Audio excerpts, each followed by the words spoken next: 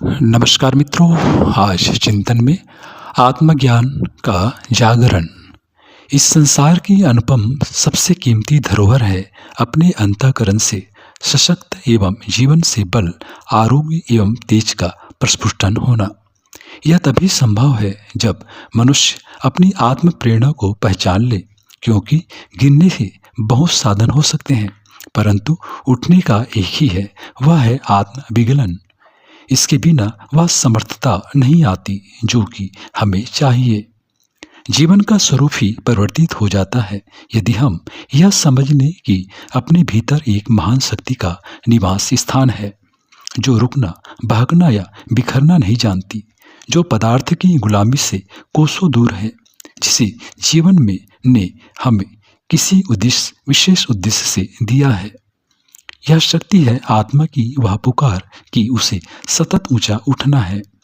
इस संसार के झंझावातों के मध्य कभी भी विचलित नहीं होना है। जब यह हो जाएगा तो मनुष्य एक पारदर्शी चेतना का धनी कहलाएगा, जिसके द्वारा सभी प्रकार की उन्नति संभव है। हम यह भूल जाते हैं कि हमें बल देने वाला कौन है। वह कौन है जो हमारी सभी आकांक्षाओं के तले मुखरित हो रहा है, जिसके द्वारा मनुष्य का रूप अपने अतीव सौंदर्य को प्राप्त हो रहा है। वह है आत्मा। जिसने उसकी प्राप्ति कर ली, उसे संसार में कुछ भी प्राप्त करना शेष नहीं रह जाता है। आत्मा की अमर सत्ता को अपने कार्यों द्वारा अभिव्यक्ति प्रदान करने को ही साधना कहते हैं। इस अत्यंत ही महान उद्देश्य के लिए जीवन मिला है और मनुष्य उसे किन प्रयोजनों में जड़ताग्रस्त अंधकार से प्रेरित ओछे कार्यक्रमों में लगा देता है।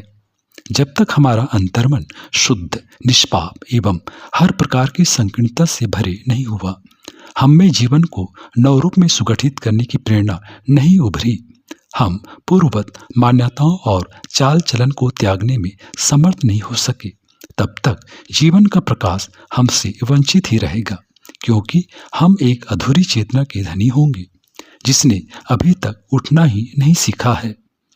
जिसे सच में जागृति चाहिए, वह अपने बंधनों को पूर्ण रूप से त्यागना सीखे। इसके उपरांत किसी महान प्रेरणा के आशीष में अपने जीवन को संवारने एवं अपने उद्देश्य की प्राप्ति की दिशा में बढ़े। जो व्यक्ति यह कर सका, उसे जीवन में कभी भी निराश होने की आवश्यकता नहीं, क्योंकि इसके उपरांत मनुष्य का चिंतन उस अलौकिक आभा एवं तदनुरूप गति को प्राप्त होता है, जिसे कभी ऋषियों ने स्वीकारा था, संतों ने जिसका गुणगान किया तथा जो कभी भारत की मूल परंपरा का अनिवार्य अंग रहा था। इसे ही आत्म प्रज्ञा कहते हैं, जो समर्पण से, विश्वास से और धैर्यपूर्वक अपने जीवन के अनुसंधान से प्राप्त होती है। इसके उपरांत जीवन साधारण नहीं रह जाता। उसके चरम उत्कर्ष को हमारा हृदय प्रतिपल बेचैन रहने लगता है।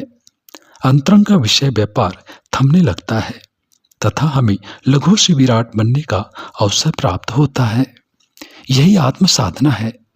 इसके उपरांत जीवन में एकमात्र कार्य योजना अपनी दिव्यता के प्राकट्य की तथा सभी प्रकार की आंतरिक दुर्बलताओं के परित्याग की ही रह जाती है। जब हम अपने को इस रूप में देखते हैं, तब हमारे द्वारा किसी महान शक्ति सत्ता को अपने कार्यों में परिलक्षित होने का अवसर मिलता है। जब हम जानते हैं कि हम उसके वाहक हैं तथा उसी के उद्देश्य के प्रतिनिधि, तो यह भी समझ में आने लगता है कि जीवन हमसे क्या चाहता है। उसकी एक ही इच्छा है कि हम समर्थ बने, किसी भी प्रकार के विकार को अपने भीतर रहने न दें, अपनी आत्मा को इतना उज्जवल बनाएं कि उससे अपने स्रोत की गरिमा का भान हो सके। यही वास्तव में मनुष्य की वह प्रगति है जिसे करने वह इस धरती पर आया है। अपनी सब इच्छाओं को परमात्मा को समर्पित कर दें, फिर उसे ही अपनी कार्यनीति बनाकर उच्चतर उमंग का प्रतिनिधित्व करें। यही दैवी मार्ग है। इसके बिना साधना में सफलता नहीं मिलती तथा मनुष्य अन्य क्रियाकलापों में व्यस्त रहकर अपने जीवन की इतिश्री कर लेता है। हमें चाहिए कि वह शक्ति जो जगाए रखे, जो तन, मन, प्राण सभी में ओतप्रोत हो, वह हमारा मार्गदर्शन करे। एवं हमसे वह करवाए जिसके लिए हम बने हैं। मित्रों, यही प्रकाश का दिव्य पथ है। इसके प्रतिभान पर ही आत्मा का सुराज्य प्राप्त होता है एवं तब फिर जीवन अधूरा नहीं रह जाता। उसे नवीन शक्ति एवं उत्साह की प्राप्ति होती है तथा वह हर प्रकार के पीड़ा पतन से मुक्त होकर आरोहण के पथ पर चल पड़ता है।